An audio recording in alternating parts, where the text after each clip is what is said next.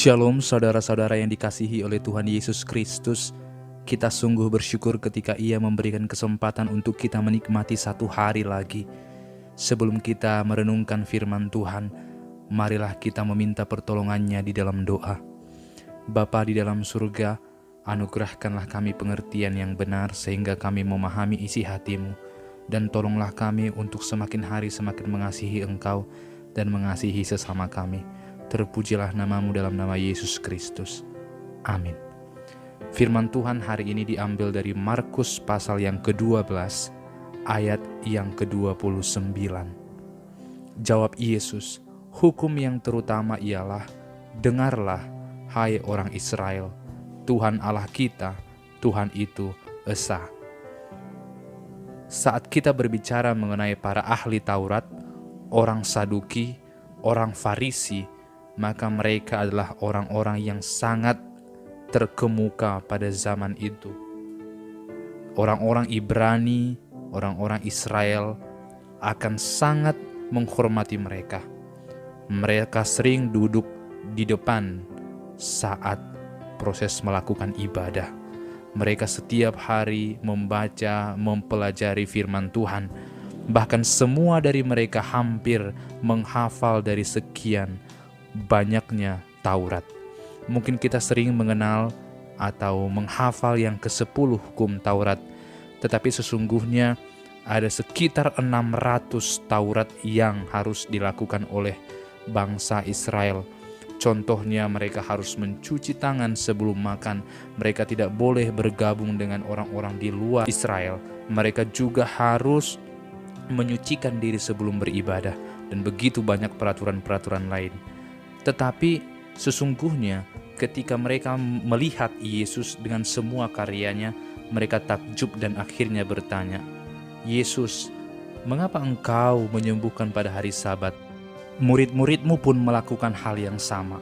Jika demikian, apakah hukum yang terutama? Tetapi Yesus menjawab dengan begitu tepat, sehingga orang Saduki, orang atau ahli-ahli Taurat dan orang Farisi tidak dapat lagi membendung sakit hati mereka. Ketika Yesus berkata, maka yang terutama ialah dengarlah Tuhan Allah.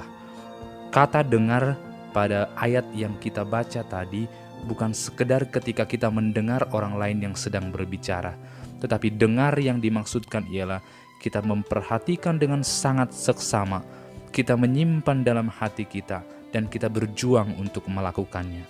Tetapi Yesus tidak cukup hanya berkata dengarlah, Ia juga melanjutkan dengan berkata, Tuhan kita itu Esa.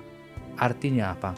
Bangsa Israel menganggap semua hukum-hukum Taurat yang mereka lakukan itu sebagai berhala. Mereka berpikir ketika mereka melakukan itu semua, mereka akan sampai kepada kerajaan Allah. Tapi Yesus memutar itu semua dan berkata bahwa sesungguhnya yang terutama ialah mengasihi Allah itu, mendengarkan Dia, mengerjakan apa yang Ia mau, dan terus hidup di dalam Tuhan. Sehingga para ahli Taurat dan orang-orang Farisi yang pintar itu tentu paham bahwa apa yang dikatakan Yesus adalah kebenaran, sehingga mereka tidak ada lagi yang mampu menyela perkataan Yesus. Inilah pesan hari ini kepada kita. Ketika kita mendengarkan Tuhan, maka saat itu kita sudah memutuskan berhala-berhala yang lain. Ketika kita berkata dan mendengar bahwa Tuhan itu adalah Esa, maka tidak ada Allah-Allah, ilah-ilah lain dalam hidup kita. Apa yang selama ini kita banggakan, apa yang selama ini kita harapkan, apa yang selama ini kepadanya kita berkenan, sesungguhnya itu adalah ilah-ilah pribadi kita. Maka tinggalkanlah semuanya itu. Ketika kita membaca ayat selanjutnya, Yesus menyambung dengan berkata, kasihilah Tuhan Allahmu dengan segenap hatimu, jiwamu, dan akal budimu. Artinya ketika kita menganggap Dia sebagai Allah kita, seluruh hidup kita serahkan kepada Dia. Dialah Allah yang Esa, Dialah Allah yang patut untuk dikasihi. Dan ketika kita menganggap Dia sebagai Allah yang dikasihi, maka kita akan mengasihi orang-orang yang Ia kasihi. Sehingga tidak ada ruang bagi orang percaya untuk tidak mengasihi orang lain. Tidak ada ruang bagi orang Kristen untuk membenci saudaranya. Kita sangat mudah mengasihi orang yang mengasihi kita, tetapi sangat sulit jika mereka membenci dan tidak dekat dengan kita. Maka kita harus bertanya sebenarnya, seperti ahli Taurat bertanya, apa yang paling terutama dalam hidup?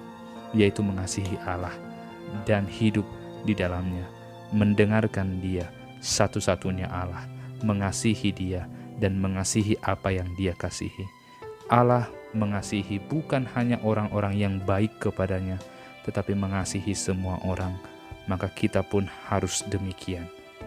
Kiranya Tuhan menguatkan kita dalam mendengarkan dan mengasihi Dia. Terpujilah namanya. Amin. Bapa di dalam surga, ajarlah kami untuk mengerjakan kebenaran-Mu dan tuntunlah hidup kami untuk semakin hidup di dalam Tuhan.